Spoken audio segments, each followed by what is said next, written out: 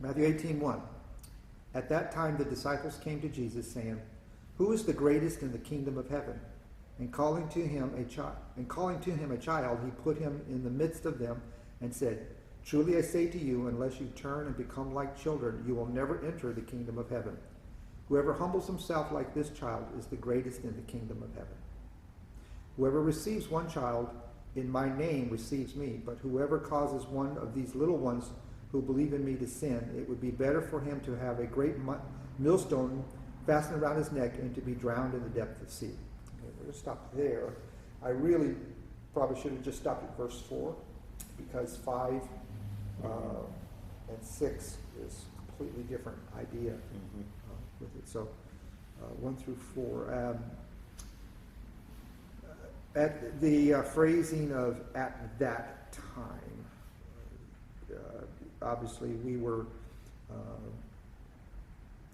in Capernaum, or not in Capernaum, but well, they were in the area of Capernaum at the time. This is in 17, and talking about the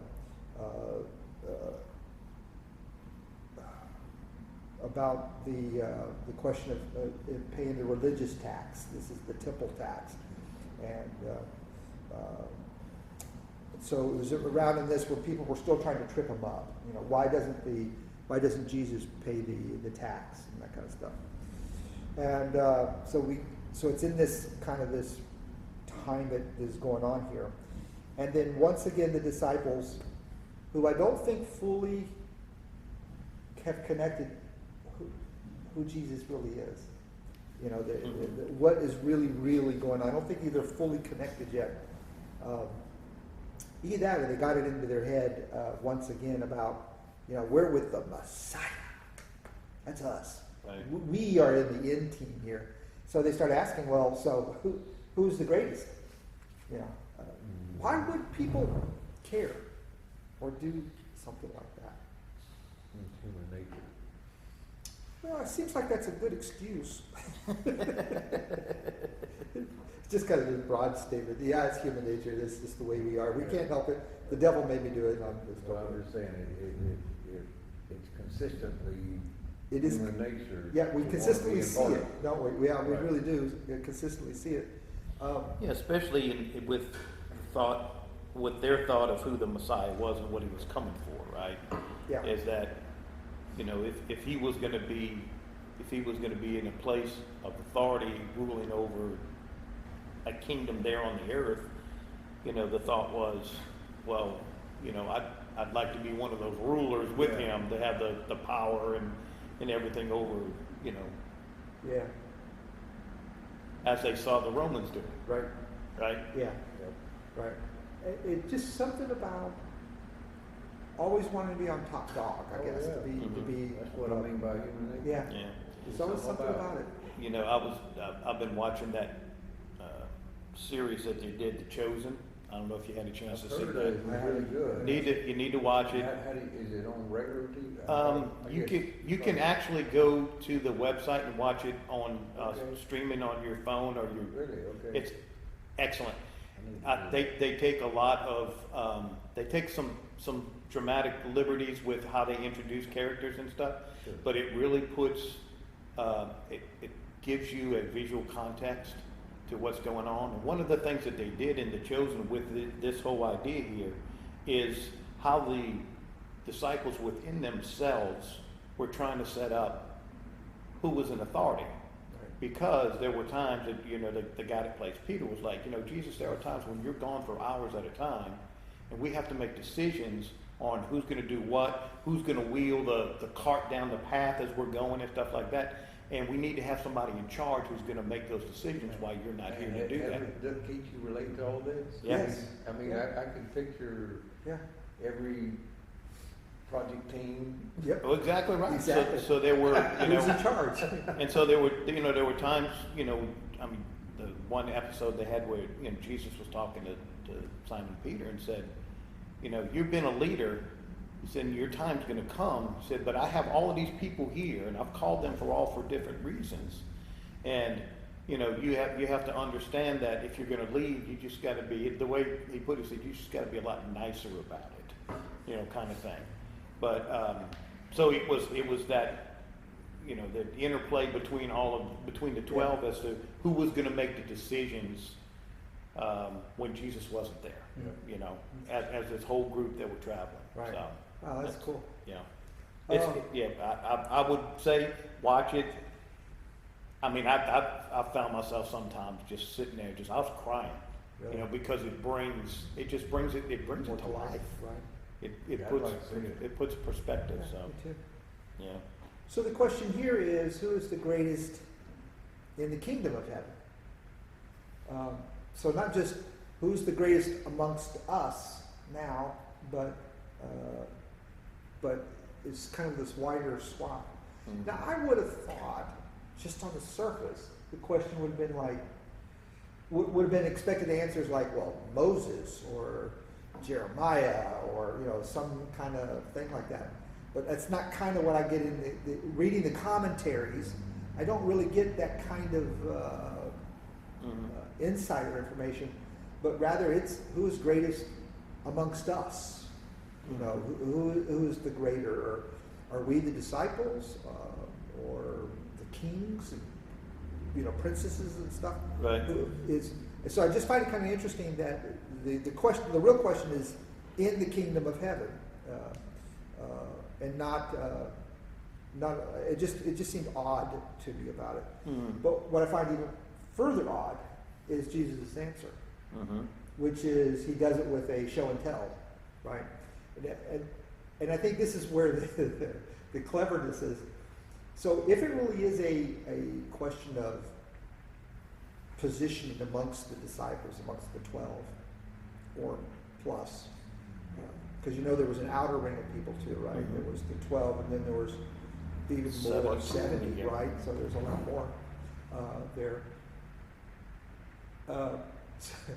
I can imagine if Jesus even started speaking word. Well, I think Peter might, whoa, you know, and everyone stops, and, you know.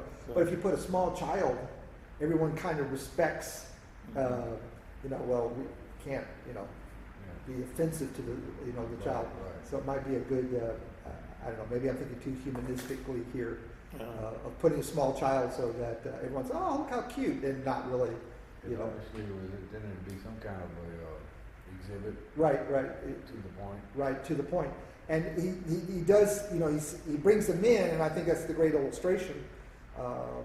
It says, unless you become like this child. Mm-hmm. So what is this child? I guess you have to ask, what are the attributes of a child? I think that's what he means, not by the physical structure, you know, not by someone who can't take care of himself, right. But to be like a child. So what are these attributes of a child?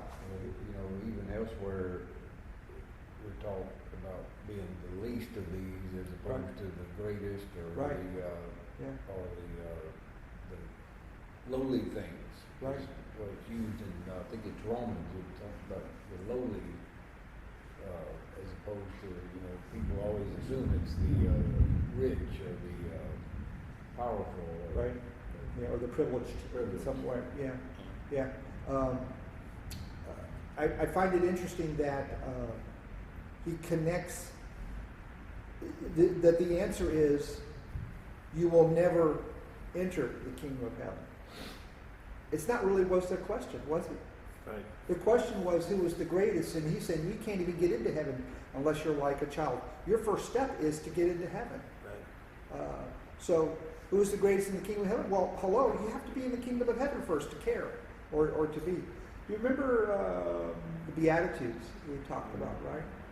And we talked about the Beatitudes were kind of like a stair step, a progression. And the very, very first one, blessed are the poor in spirit, was the very first step here. And that is that, acknowledge, you know, what is a poor in spirit? Well, what we talked about was someone who was completely bankrupt of any ability to save yourself, but completely unable to pay your way out of a debt, or whatever, you know, you described. And I think that's what this here is. You've got to first and foremost acknowledge that you are dependent on something else, like a child. Yes.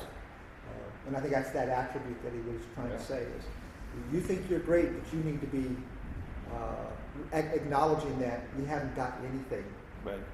You know, you got nothing to show for it. To me, it's just cool that he really took their question and turned it to what their real need was. Right. You know, they thought they had a need to understand positions and roles and duties. Right. But the reality is their real need was to understand that they don't bring anything to the table At all. at all. It's Yes. nothing that That's right. makes them, you know, worthy to be where they're at. You know, the interesting thing about it, the humbleness of a child also is that a child doesn't, you know, we would think that when we humble ourselves, it's a sacrifice, right? Right. A child doesn't even think that. Right. Right. A child doesn't realize that that's just, hey, I'm dependent here because there's nothing else I can do. Right. So it's not like I'm sacrificing or anything my ability to take care of myself. Right. You know, I am completely dependent upon, you know, upon, you know, this my parent or this adult or whatever, you know. So it's even beyond that point of realizing, hey, you know what, I could take care of this myself, but I'm going to humble myself. You know, it's just it's to that degree, that point, and I think that's a mindset that we need to get to. Is that, you know, almost, I think we have a human nature to want to take care of ourselves. Mm-hmm. And I mean, Scripture always talks about that. About we have to beat down that, you know, that sin nature that we have. But we also, you know, I think there's a point that we can get to where that starts becoming less and less and less and less, and we start, you know, relying more. And I think that's, you know, kind of the point Jesus is trying to make here.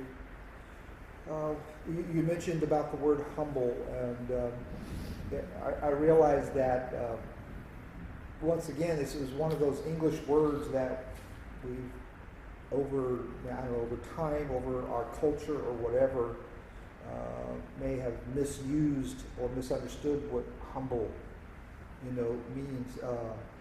In the Latin, it's humus, and that means the ground. And it's always about positional, is what humbleness is. It's positional. That you're not over things, but rather you're supportive of things. You're from the ground up. We think of servants and the washing of the feet. You know, you got that physical positioning that's beneath them. Even in their culture, posture was important. You know, I find it kind of odd sometimes in our worship services that we stand to do things when we're singing or reading Scripture, when we ought to be humbling ourselves before God Almighty on things. In our culture, we don't. We stand. But there's something about bowing and bending over. You know, the Arabs have the tradition of their praying, their prostrating. Right. down. I think which is the context of which this is written. Yeah, I think so. You know, in our culture, we stand in proud. Humbleness is not an attribute to be followed, right? But I think that's something that sometimes I think we have to be broken to be humbled, right? And that's not what. But this word "humble," as I was looking at it, there was my little fancy machine here has the ability to take a word and get the dictionary definition of it. Okay. And then to be able to cross over into the big dictionary. And as I was reading through the various ways we use humble, eat humble pie and these others. Here's my humble abode. There was this section that called using the right word on humble, and there was abase, debase, degrade, demean, humble, and humiliate. They're all very similar words. Synonyms. Synonyms to that same word. And if you guys don't mind, I want to read this little section in the dictionary here. It says, while all of these verbs mean to lower in one's own estimation or in the eyes of others, There are subtle distinctions among them. Humble and humiliate sound similar, but humiliate emphasizes shame and the loss of self-respect, and usually takes place in public. While humble is a milder term implying a lowering of one's pride or rank. And I think looking at these words like that really kind of just help clarify what Jesus was saying about unless you humble yourself. Now, sometimes we abase ourselves, we denigrate ourselves really in a prideful way, which was really fascinating. Wednesday's Bible study, Pastor Corey did, talked a lot about being abased and about the righteousness that people practice. About, I'm so humble, I'm not going to tell you what I tithe. I'm so humble, you won't see me do this. Right. But I just kind of find that interesting timing. Abase suggests groveling or a sense of inferiority, and is usually used reflexively, like got down on his knees and abased himself before the king, while demean is more likely to imply a loss of dignity or social standing. So all of these about being humble, they all tie in, but that's not the humble that Jesus is talking about. Right. It's that acknowledgement that I come empty. I offer nothing to you in this relationship here. Fascinating. Maybe I'm the only one who cares about that. Well, and the other thing too here is that Jesus' whole ministry. I mean, he even describes himself in this way, is that it was all about serving. It was about serving others. It was about humbling yourself to a position where your needs are almost secondary to the fact that you're called to be a servant, right? And having that place, or humbling yourself to a point, or to the, because you think of what a child's rank in this society was nothing. Yeah. Right? They provided no. In fact, they were a liability in many cases, because they were taking up resources. Right? They weren't looked at as the next generation or anything like that. They were looking at as a resource to be able to help around the house or the farm or to do whatever. So, to say that unless you become like a child, unless you become on that same level, that same rank and understanding, that you have no importance. That your importance is to serve others and to help others is I think important in what he's trying to say here. Agreed. So the lesson here in these 4 verses.